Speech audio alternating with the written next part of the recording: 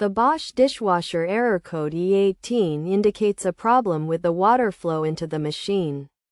This error code is typically caused by a clogged water line, a kinked water hose, or a clogged inlet screen. To fix this issue, start by checking the water line. Unplug the dishwasher from the power source and turn off the water supply faucets. Then, disconnect the hose from the machine and check for any debris and clogs within the hose. Use a long, flexible brush or a plumbing snake to dislodge the clog, and flush the pipe with hot water and baking soda to clear any remaining debris. Additionally, physically inspect the hoses to ensure they are not kinked, and straighten them out if necessary, placing them on a flat surface.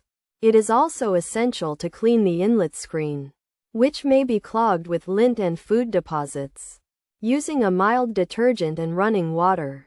By following these steps, you should be able to resolve the error code E18 and get your Bosch dishwasher functioning properly.